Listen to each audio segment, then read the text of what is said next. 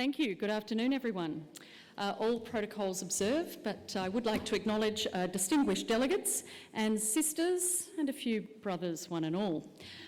FGM, and I note that my fellow South Australian, Khadija Blah, will be speaking shortly on that. I tell you, there's no yuck factor when she's around. Wait till you've got a surprise coming. You know, that there was a danger in some countries thinking they were better developed. The fact that in Australia, do you know what? There are more men called Peter running companies. I was proud to represent a feminist agenda.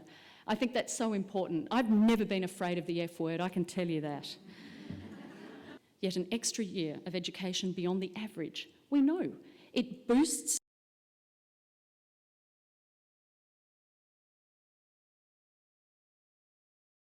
Look, I think there are a lot of multilateral fora that haven't really embedded the idea of gender equality or women's empowerment in the meetings that they've had. Now, sometimes that's understandable only in the sense that a lot of the decision makers, the opinion leaders, indeed the heads of government, tend to be men. So you have to actively ensure that women's voices are reflected and represented. So yes, it hasn't happened to the degree that it should have in the past, and indeed some people are rejoicing and celebrating the fact that we have a women's forum. Other people are saying, well, hang on, 2015, it's about time. Indeed it is, and I'm hoping that this will now be a mechanism through which women from the Commonwealth, from all over, you know, the member states and nations, they can feed through their ideas, but also have an impact on the issues that affect women and girls around the world.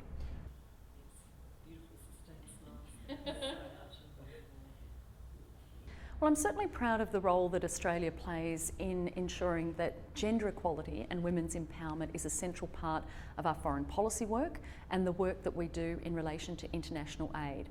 I'm also excited by some of the projects and some of the work and progress that we've seen in Australia, but not for a moment do I consider us a country that can lecture other nations, particularly the member states of the Commonwealth. We work in partnership. There are things that we learn from other nations and other leaders, particularly women who've been at this forum, and there are things that we probably need a bit more progress on ourselves. And I have highlighted, certainly in my address to the conference, that things like violence against women, we know that's a global pandemic. We know that in Australia we've got some of the worst rates of violence we've ever seen in this year alone when it comes to intimate partner violence and murders.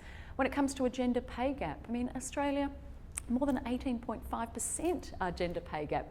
So you bet we can afford to learn from other countries, and we cannot necessarily afford to lecture. But at the same time, we've got some really important initiatives that we can share with other countries around the world. One of which is like training.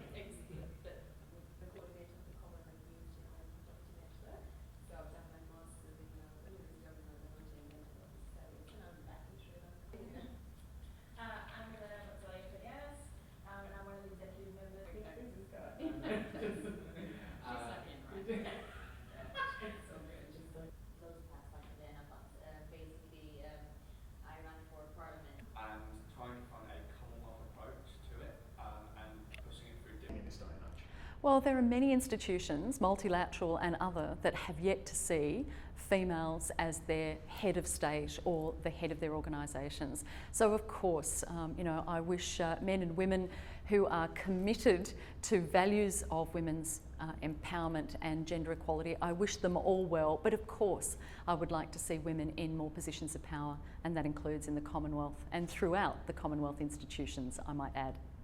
Rwanda has the highest percentage of women in Parliament, which is 46%. So we really have to be proud. When I feel like it, there's something else, sorry, on the sharing.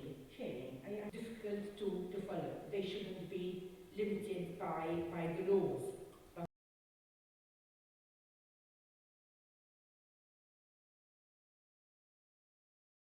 Well, actually, Britain is 57th in the world, although we're a developed country. We're way behind a number of other Commonwealth countries, South Africa, Lesotho, and a number of the Caribbean countries. We don't do as well as we should. My party's done better than Britain overall, in that there are 42% of Labour members of Parliament are women, whereas overall in Parliament it's only 30%. But nevertheless, Britain really needs to make progress. Your grassroots. You have to build your base. In Malta we don't have like a UK. The first thing about having a women's forum is that it is historic. That CHOGM realises that it can't ignore the concerns and needs of women within the Commonwealth, and I think that's an important first step.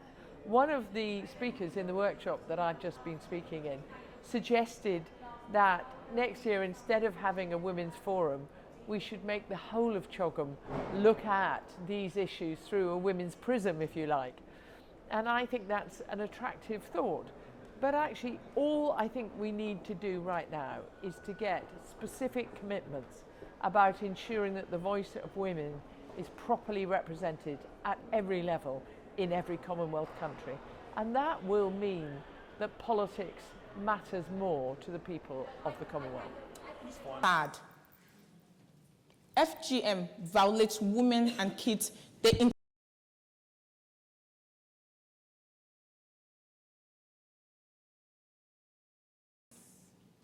So I ask everyone here, please, let's view FGM not as a cultural practice, but as a human rights abuse.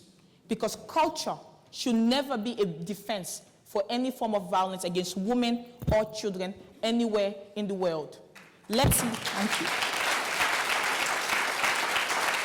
I'll leave it at that.